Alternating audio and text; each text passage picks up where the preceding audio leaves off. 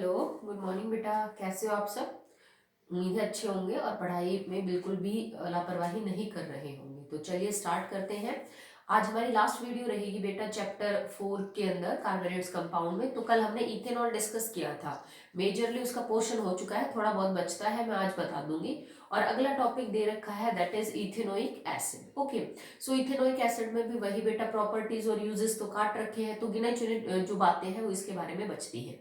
कल एक हमने इथेनॉल किया था, तो उसके अंदर दो तीन पॉइंट रहते हैं आपके, जैसे what is like absolute alcohol, absolute alcohol. Okay, one is rectified spirit, rectified spirit. One is power alcohol, power alcohol. और एक डीनेचुरेटेड अल्कोहल, डीनेचुरेटेड अल्कोहल। ओके, सो ये कुछ टर्म्स हैं जिनके बारे में जो है बेटा वो आपको पता होना चाहिए। ठीक है, तो इन सब का क्या मतलब है? रेक्टिफाइड स्प्रिट, एब्सोल्यूट अल्कोहल और ये जो पावर अल्कोहल, डीनेचुरेटेड अल्कोहल है, ये क्या होते हैं? ये जनरल वो नॉलेज टाइप कुछ क्वेश्चंस हैं जो कई बार कॉम्पिटिटिव एग्जाम में भी पूछ लिए जाते हैं। सो absolute alcohol means 100% pure ethanol. अगर आपके पास मान लीजिए बॉटल में बिल्कुल 100% शुद्ध इथाइल अल्कोहल है और उसमें कुछ भी नहीं है, तो उसको हम बोलेंगे absolute alcohol, the 100% pure ethyl alcohol. Rectified spirit तो मैंने बता दिया था आपको। अगर आपके पास 95% तो इथेनॉल हो और ऑलमोस्ट 5% वाटर हो और ऐसा कोई सॉल्यूशन आपके पास हो जिसमें 95% इथेनॉल और बस 5% ही पानी हो, उसको हम बोलेंगे रेक्टिफाइड स्प्रिट।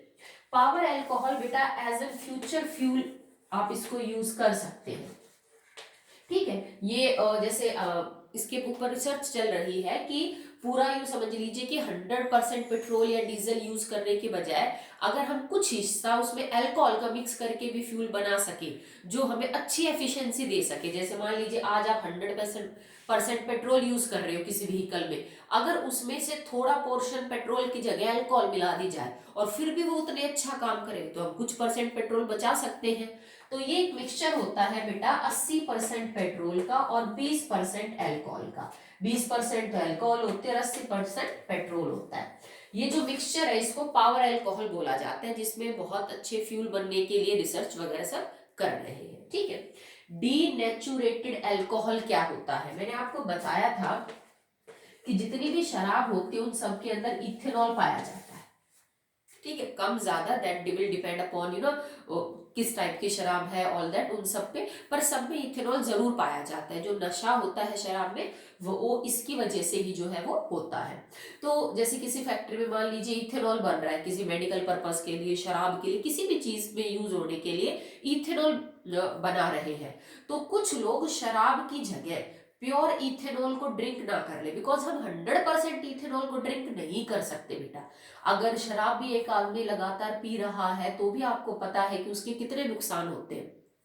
और शराब में तो 100% इथाइल अल्कोहल नहीं होता, उसमें तो कुछ परसेंट होता है, 10, 20, 50%, 40% इस तरह से। तो मतलब हम 100% ड्रिंक नहीं कर सकते, वो तो हमारे लिए और ज्यादा नुकसानदायक हो जाएगा। ठीक है, तो कुछ लोग प्योर इथेनॉल को ड्रिंकिंग पर्पस में यूज ना कर ले शराब की जगह, तो क्या करते हैं कि जहां भी इथेनॉल के बड़े बड़े टैंक होते हैं, डब्बे ड्रम भर के रखे जाते हैं, वहां पे कुछ केमिकल मिला देते हैं इथेनॉल के उन ड्रम्स के अंदर, ताकि वो पीने के पर्पज से क्या हो जाए, खराब हो जाए, कि अब इसको कोई पी ना सके। कि भाई इथेनॉल में थोड़ा सा ये केमिकल मिला दो, अब कोई शराब की जगह इसको पीने की नहीं सोचेगा क्योंकि उसके बहुत ज्यादा एडवर्स इफेक्ट होंगे। ठीक है, ऐसे तो इस प्रोसेस के बाद जो इथेनॉल बना वो डीनेचुरेटेड अल्कोहल है, कि हमने उसके अंदर कुछ इंप्योरिटीज ऐड कर दी ताकि लोग सीधा इथेनॉल को ही ड्रिंक ना करें। That now alcohol will be called as denatured alcohol. और हम क्या क्या मिला देते हैं? कई बार हम मिथेनॉल मिला देते हैं, कभी हम कॉपर सल्फेट मिला देते हैं, कभी हम पायरिडीन मिला देते हैं। ये सारे कंपाउंड हैं जो आप मिला सकते हो इथाइल अल्कोहल में, ताकि वो पीने के पर्पस के लिए आगे ठीक ना रहे। ठीक है, इथाइल अल्कोहल हमारे लिए ज्यादा नुकसानदायक नहीं है अगर आप उसको नॉर्मल कंडीशन में करते हो, तो रेगुलर कंजप्शन है, एक दो बार ऐसा कुछ नहीं होता। पर ये जो मीथेनॉल है ना बेटा, ये बहुत ज्यादा नुकसानदायक होता है। ठीक है, इससे तो लोग मर सकते हैं। ठीक है, तो ये ज्यादा खतरनाक होता है, तो थोड़ा सा ये डाल देते हैं ताकि वो पीने के पर्पस के लिए उतना ज्यादा सेफ ना रहे। ठीक है, कई बार आपने नोटिस भी किया होगा कि न्यूज वगैरह आती रहती है ना, कि कच्चे शराब पीने से वहां पे इतने 20 लोगों की मौत होगी, 100 लोगों की मौत होगी। तो ऐसा क्या करते हैं कि उस शराब में क्या होता है कि उसको पीने से 20, 30, 50 लोग एक साथ मर जाते हैं। ठीक है, हाँ माना कि भाई शराब नुकसानदायक है, पर एक बार में तो कुछ नहीं होता। जैसे एक बार किसी ने पी और एक साथ 30 लोग मर गए, तो ऐसा तो नहीं हो सकता। इसका मतलब तो शराब में कोई ना कोई प्रॉब्लम थी। तो ऐसा क्या केमिकल था कि एक साथ इतने सारे लोग एक पर्टिकुलर शराब को पीने के बाद मर जाते हैं? तो उसका कारण है बेटा methanol. The reason is methanol. ठीक है, मीथेनॉल क्यों बहुत ज्यादा नुकसानदायक होता है? जो लोग कच्ची शराब बनाते हैं, जैसे एक अंगूर से बना लिया, किसी ने सेब से बना लिया, तो फाइनली उन्हें इथेनॉल चाहिए होता है, जो जिससे भाई जिसके शराब के अंदर जो चीज उन्हें बनानी है, वो ढंग से उन्हें पता नहीं होता। लोग ऐसे ही गांव में कुछ भी जैसे प्रोसेस करने लग जाते हैं और गलती से इथेनॉल की बजाय उनका जो लिक्विड है जिसे वो शराब की तरह आगे यूज करेंगे, उसमें मिथेनॉल बन जाता है इथेनॉल की बजाय। अगर प्रॉपर ढंग से उसको कुक वगैरह ना किया जाए, प्रोसेस ना पता हो, कोई साइंटिफिक अप्रोच ना हो, तो इथेनॉल की जगह जो कंपाउंड बन गया ना, अब वो मिथेनॉल है। और मिथेनॉल जो है वो क्या करता है, हमारे शरीर में जाएगा, लंग्स के अंदर बहुत सारी ऑक्सीजन होती है। ये जो मीथेनॉल है दैट इज CH3OH, ये ऑक्सीजन के साथ रिएक्ट करेगा जो हमारे लंग्स में मौजूद है और बना देगा मीथेनॉल, बना देगा एक compound that is known as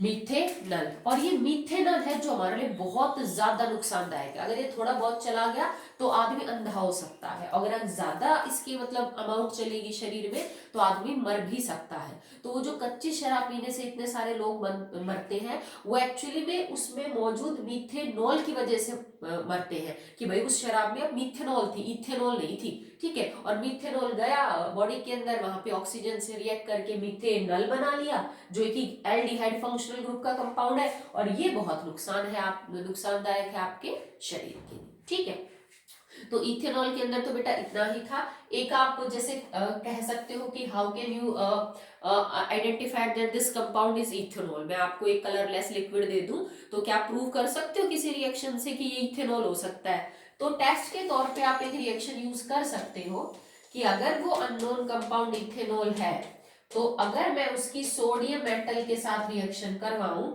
तो वो बनाएगा C2H5ONa और प्लस में हाइड्रोजन गैस। ये सोडियम इथॉक्साइड एक सॉल्ट बन गया, सोडियम इथॉक्साइड, और हाइड्रोजन गैस बाहर निकली। आप हाइड्रोजन गैस की प्रेजेंस को कंफर्म कर सकते हो कि कोई कलरलेस लिक्विड अगर सोडियम के साथ रिएक्ट कर रहा है तो सॉल्ट और एक गैस बाहर निकली, और वो गैस जो है वो पॉप साउंड वगैरह के साथ उसकी कंफर्मेशन हो सकती है।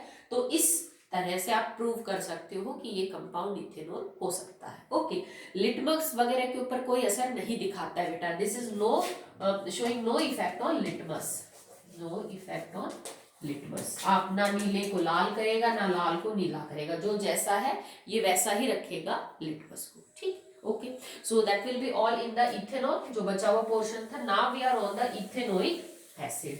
तो इथेनोइक एसिड बेटा IUPAC नेम है, मैंने आपको बताया भी था। कॉमन नेम बोल देते हैं इसको acetic acid, common name is acetic acid, और IUPAC है इथेनोइक एसिड। फॉर्मूला है CH3COOH। ठीक है, ये वही है जो विनेगर वगैरह में आपने इसको देखा होगा। अगर मैं 5 से 8% तो एसिटिक एसिड रखूं और बाकी सारा जो बचा हुआ है वो पानी हो, बाकी रेस्ट ऑफ वाटर हो, रेस्ट ऑफ वाटर, तो ये जो सॉल्यूशन है that is known as vinegar, जिसको हम क्या बोलते हैं बेटा, सिरका। ठीक है, so that solution will be known as vinegar, जिसको हम क्या बोलते हैं, सिरका। और इसको कहाँ कहाँ यूज किया जाता है? इसको अचार, मुरब्बे, जैम्स वगैरह बनाने के अंदर एज ए फूड प्रिजर्वेटिव। ये खाने को सुरक्षित रखता है, खराब होने से बचाता है। ये फूड प्रिजर्वेटिव या थोड़ा सा टेस्ट एनहेंस करने के लिए किसी भी फूड आइटम में, चाउमीन वगैरह में डालते हैं इसको, तो वहां पे जो सिरका है वो यूज किया जाता है। ठीक है, तो acetic acid common name, IUPAC name will be ethanoic acid. ये 2 कार्बन का एक कार्बोक्सिलिक एसिड होता है। इसमें फंक्शनल ग्रुप कौन सा है? COOH। यहाँ पे OH नहीं देखोगे आप, ये है COOH, इसको हम बोलेंगे ये कार्बोक्सिलिक एसिड फंक्शनल ग्रुप का एक कंपाउंड। ओके, ठीक है। अब जैसे अगर इसके मेथड ऑफ प्रिपरेशन की बात करें तो ऐसा कुछ भी मेथड ऑफ प्रिपरेशन गिवन नहीं है। प्रॉपर्टीज में फिर फिजिकल और केमिकल प्रॉपर्टी दोनों ही डिलीट हो चुकी है पोर्शन में से। देन इसके यूज है, तो वो भी बेटा जैसे एक दो तो तुम्हें पता भी है इसके यूज विनेगर की फॉर्म में, बट बाकी यूजेस भी अपने सिलेबस के अंदर नहीं है। तो एक लास्ट टॉपिक बचता है that how can you differentiate between acetic acid and ethanol. भाई आपको दोनों ही कलरलेस होते हैं बेटा, अगर आप इनको रूम टेम्परेचर पे देखोगे ना तो दोनों बिल्कुल पानी जैसे दो लिक्विड है। अगर मैं आपको एक साइड पानी रख दूं, एक साइड इथेनोइक एसिड और एक साइड इथेनॉल, तो आप बता भी नहीं सकते सिर्फ देख के तो कि कौन सा पानी है, कौन सा इथेनॉल है, कौन सा इथेनोइक एसिड। तो वो क्या टेस्ट है जिससे आप अलग अलग प्रूव कर दोगे कि मैडम ये तो इथेनॉल है और ये इथेनोइक एसिड है?